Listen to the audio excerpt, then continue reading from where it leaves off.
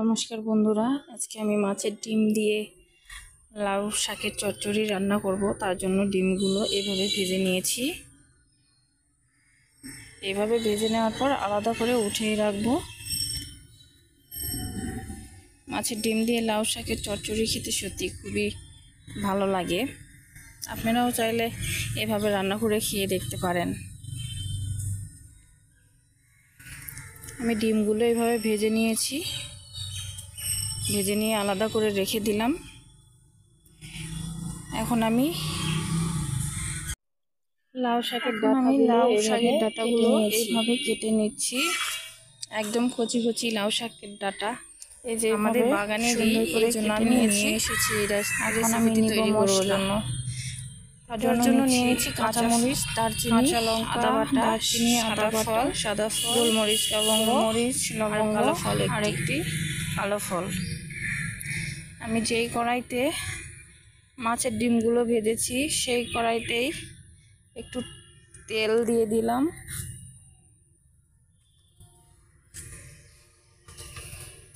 আমি মাছের ডিমগুলো আর উঠাবো না, এই কড়াইতেই আমি লাউ শাকের ডাঁটার চচ্চড়ি রান্না করব।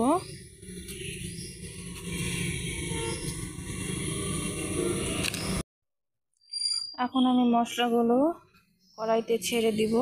আমার হাত থেকে পড়ে গিয়েছে, হাতে তেল উঠে এসেছে, এই জন্য ক্যামেরাটা নড়ে গিয়েছিল।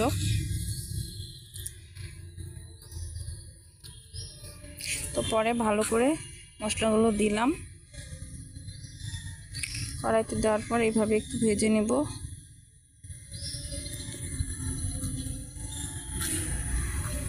আমার রান্নাগুলো যদি সত্যি খুব ভালো লাগে তাহলে আমার চ্যানেলটি সাবস্ক্রাইব করে দিবে।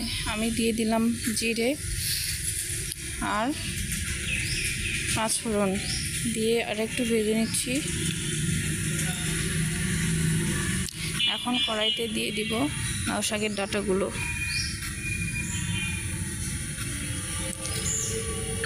এখন ভালো করে একটু নেড়ে চেড়ে দেবো মশলাটা যেন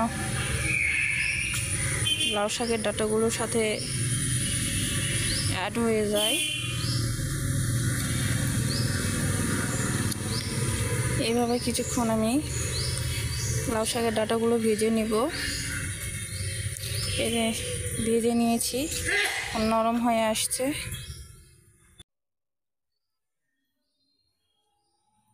এভাবে নরম হয়ে আসার পর দিয়ে দিব লবণ আর দিব হলুদের গুঁড়ো।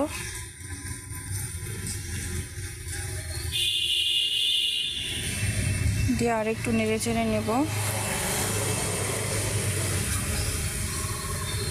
আর একটু নেড়ে চেড়ে নেওয়ার পর সিদ্ধ করার জন্য দিয়ে দিব জল।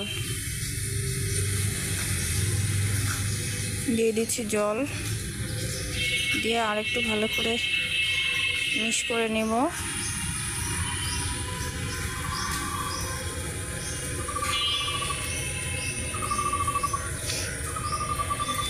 এইভাবে মিক্স করে নেওয়ার পরে আমি ঢাকনা দিয়ে দিচ্ছি।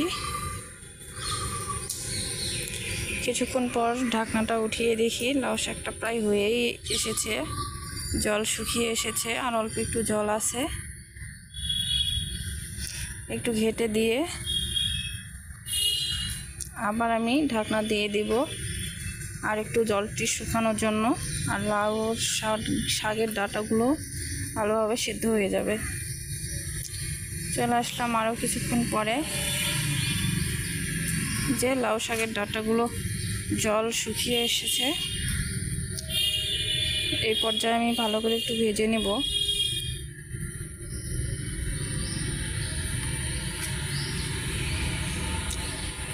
এভাবে ভেজে নেওয়ার পরে আমি ভেজে রাখা ডিমগুলো দিব।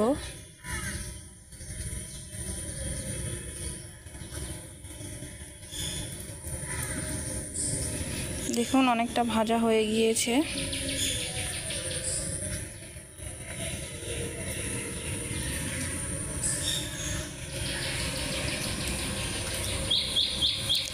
এইভাবে ভালো করে ভেজে নিচ্ছি।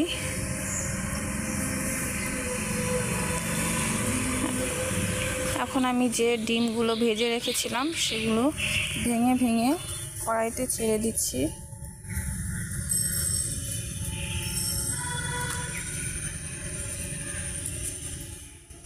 হাত দিয়ে এইভাবে ভেঙে ভেঙে কড়াইতে ছেড়ে দিতে হবে। এগুলো ছোট সাইজ, এর জন্য আমি এগুলো আর ভাঙছি না, এইভাবেই দিয়ে দিচ্ছি গোটা গোটায়। দিয়ে এখন ভালো করে নেড়ে চেড়ে নিচ্ছি।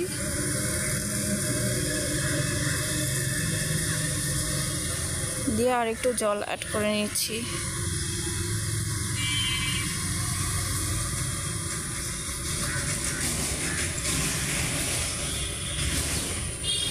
এখন দিচ্ছি জিরে গুঁড়ো, ধনিয়ার গুঁড়ো,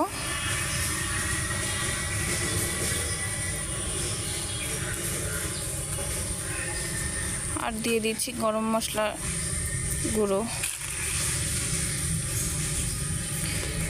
দিয়ে ভালো করে একটু মিশিয়ে নিব লাউ শাকের সাথে।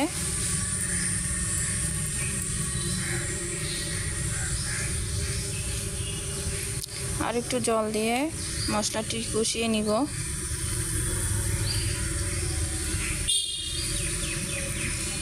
আমার রান্নাটি প্রায় হয়েই এসেছে, এখন আমি একটু ঢাকনা দিয়ে দিব। কিছুক্ষণ পরে ঢাকনা উঠিয়ে ভালো করে একটু নেড়ে চেড়ে দিব। এই যে প্রায় হয়ে এসেছে।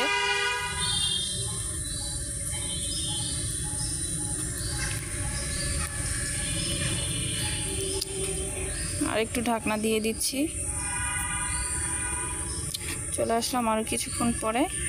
এই যে দেখুন একদম তৈরি হয়ে গিয়েছে লাউ শাকের ডাঁটার চচ্চড়ি মাছের ডিম দিয়ে। এখন চচ্চড়িটি উঠিয়ে নিব। এই যে দেখুন তৈরি হয়ে গিয়েছে লাউ শাকের ডাঁটার চচ্চড়ি মাছের ডিম দিয়ে। এভাবে সত্যি খুব ভালো লাগে খেতে।